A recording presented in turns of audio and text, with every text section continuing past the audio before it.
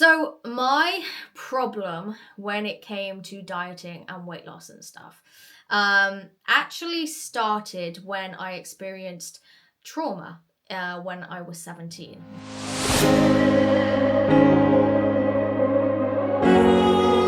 Hello, everybody. What is going on? It is Amy Hollings. You can call me #BossFitAmy. And I'm excited. This is my first episode of my Boss Fit Amy podcast. Okay, we're going to be talking about fitness. We're going to be talking about weight loss. We're going to be talking about fat loss. We're going to talk about everything in between, diets, whatever it is, okay? But this is going to be my first episode, and I'm just going to kind of let you know what I'm about. You know, what is it I do? How did I get here? So hopefully you enjoy this type of content from me, because I really wanted to set something up where people can just put their headphones in, they can listen in, or they can watch the videos, because you can now watch the videos on Spotify as well. I thought it would be a really great place to be able to give even more value and even more content for you guys. So yeah, I'm really excited. So, I mean, I've already said who I am. You probably know me as Boss for Amy, or my Boss for Amy calorie tracking app that I brought out in March. But let's take it back to the very beginning, okay? How did I even come up with a calorie tracking app? How do I know what I know? Let's just go back to that bit, okay? Let's go back to that bit. So, let's go to the very nitty gritty. Let's go to the very nitty gritty, right? So, my problem when it came to dieting and weight loss and stuff actually started when I experienced trauma. When I was 17, okay? So many of you will probably be able to relate to the trauma aspect, not necessarily what happened, but the trauma aspect of this. So back in 2010, by the way, this is going to be talking about only this little bit, talking about death and suicide. So if you've got little ones if you've got this on loud, like, just quiet it down a minute, just in case. So me and my brother had found my brother-in-law who had committed suicide in the back of his van. Okay, I was 17 at the time, and this was obviously a very big and tragic thing. So fast forward a little bit, that's kind of where this whole thing of dieting and fitness for me stemmed from. So when I went to university when I was 18, it may have looked like from the outside in that I was having such a fantastic time, okay? So I was doing criminology with psychology in university. Like, I love understanding the brain. I love everything that's psychological. So first week of freshers, right? You all get your dorms. You all get you all get the people that you're living with. You're going to parties all the time. So it may have looked like I was having a really good time. What was happening is I was drinking every other night. And I mean every other night, like, getting absolutely blasted. I didn't get any hangovers or anything.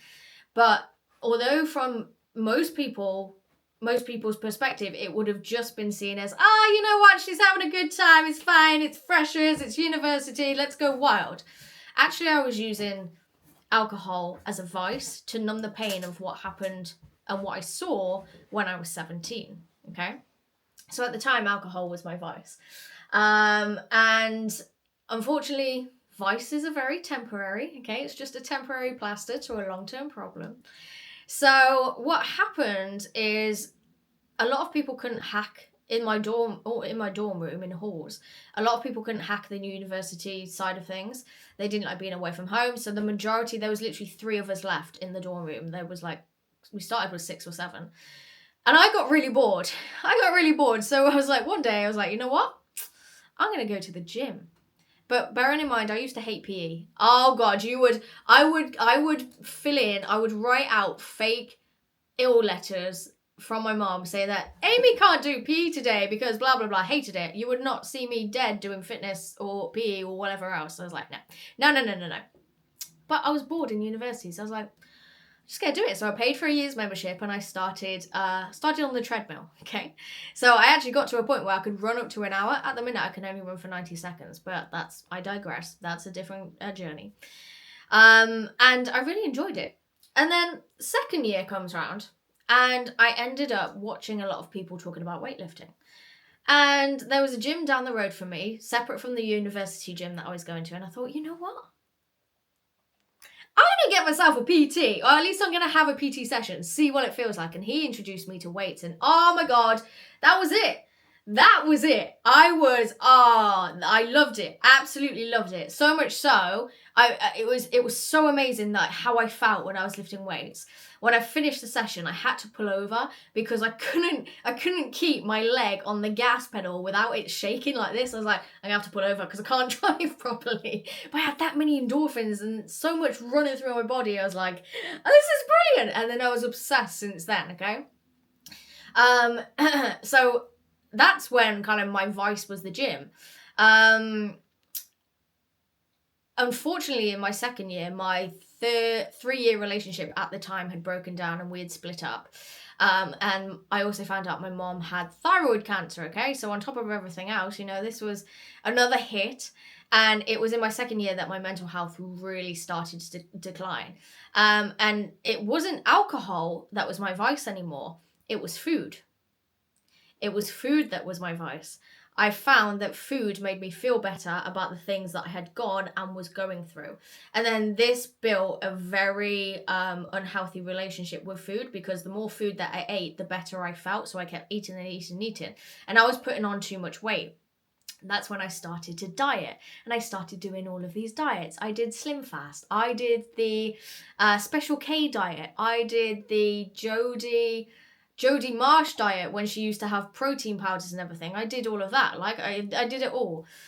And this got me into bad disordered eating, where I would restrict and binge with my calories. Okay. So that was not good. And it took me a long while to kind of get over that. But what happened after university, right? You're always told that, or at least I thought that you did good in high school, you went to college, you got a good diploma. I got a triple distinction star in uniform public services. I went to university. I got a 2-2 in criminology with psychology with an honours degree. I got a 2-2, which is like almost the bottom. I only got that because I had extenuating circumstances because of my mom. So I only just managed to pass university. And what happened after that is I expected to get a really good job, and it didn't happen. It did not happen. So I applied for hundreds of places, even GCHQ, like so many places. I thought, you know what? Screw this. I'm going to start my own business. I'm going to start my own business, and I'm going to do things my way. And that's what I did. So I started, and because I was into fitness, I was like, I'm going to become a personal trainer. And that's what I did. Fast forward a few years, I had my own personal training studio. I was training clients. And because at first when I was a personal trainer, I was just training people. And then I got into this whole, calorie deficit and dieting and all that. So when I had my own personal training studio, I was giving people my MyFitnessPal and low calorie diets to follow. And I couldn't understand why people weren't losing weight, because I know they were working out because they were working out with me. Some people were binging, most of them weren't. So I knew that they were tracking correctly, but I thought, why aren't they losing weight? Because I thought the less calories that you eat, the more weight that you lose, right? And it wasn't happening that way. And that's what I was always taught. You weren't taught that in a personal training course, because you're not taught things like that. You're just taught how to train people in a gym setting with personal training. And that's why when people say, oh, have you got a PT qualification? Like, no, shut up. You don't need shut up. So I start to research, and I started to really dig deep into how the body works, what's going on, what's calorie deficit, how does it actually work, why does low calorie not work, in what circumstance does low calorie work.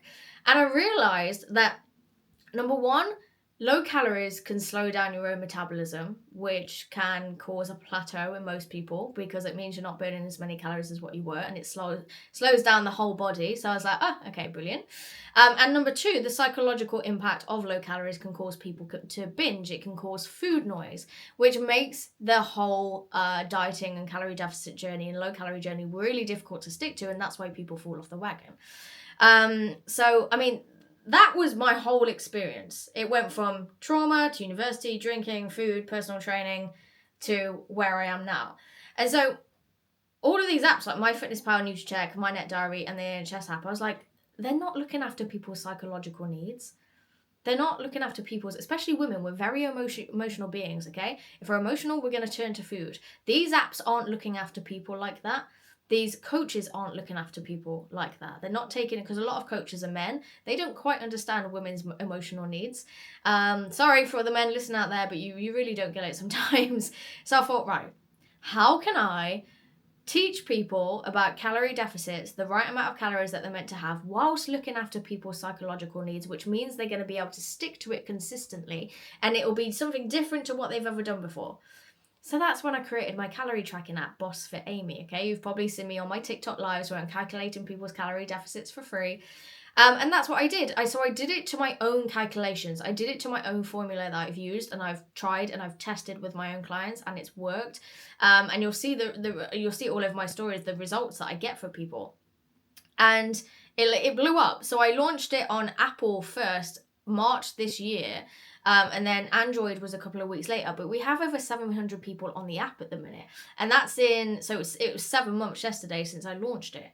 So it's very, very much, you won't find anybody else doing it the way I do it, because you might find an online coach who's a bloke who's calculating calorie deficits, but they still don't understand the psychological, emotional well-beings of women. That's why I do what I do, because we have to take care of that first, okay? Because we're always taking care of everybody else. We're taking care of our dogs, taking care of our kids, taking care of our husbands, taking care of the house, but nobody's actually taking care of you, especially if you're using apps like MyFitnessPal, NutriCheck, or whatever else, where they're like the 2 worst calorie tracking apps in the world. They're not looking after you, and you need to look after you first before you can look after everybody else. Because otherwise, trying to run around like a headless chicken, trying to feed the dogs, trying to feed your kids, trying to feed your husband, always trying to keep the house tidy, and you're trying to be on this calorie deficit journey, and you're using low calories, and you've got no energy, you're not losing weight, and you're getting frustrated, and you just give up and you start binging. Okay? We do it opposite here. We give you really high calories.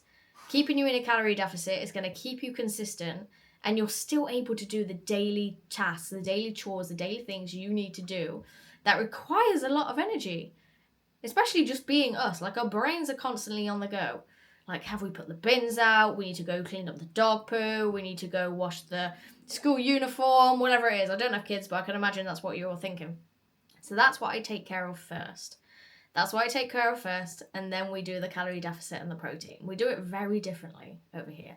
That's me. I've always been about fitness, health and fitness, and business, and I thought it'd just be a really good idea to start a podcast where I can give people even more value, because people love to stick their headphones in and listen to me on TikTok Live. So I thought, you know what, why not give them a platform where we'll talk about different subjects on each thing, and it will really help you guys on your journey as well, because people need to hear these things. A lot of I don't know any other woman out there who does what I do and will talk about the things that I will, because I'm not afraid to be hated. I'm not afraid to bust myths. I'm not afraid to crack open things that a lot of people too are scared to crack open. So that's me. That's how we've got to where we've got to. So a very short intro, but these other videos, these other podcasts are going to be longer. This is just kind of a, who am I, what am I doing, who do I help, and all of that jazz. So if any of you guys have any, we might do like a Q&A podcast as well. So you guys can, comment your questions, or just let me know what you want me to talk about, and we could do different subject areas. That'd be awesome. Even a Q&A would be really good. We'll do a Q&A sometimes. I'll let you guys know. So yeah, that's me. You can follow me if you follow me on Spotify, follow me on YouTube. It's going to be uploaded to YouTube as well. If I share it, I appreciate you so much. So you can also find me on TikTok, Boss Fit Amy. You can also find me on Facebook and Instagram. Instagram is Boss Fit Amy as well. That's Instagram. Facebook is Amy Hollings. You can find me on all platforms. So I just thought this was just another great way to give you guys a lot of value. So I love you, I appreciate you, and I know that may sound really weird coming from somebody who you don't know, but people hate people for no reason. So I'm gonna love you guys for no reason. That's what my mentor always used to say. So I hope you enjoyed episode 1 of the show, and stay tuned for episode 2.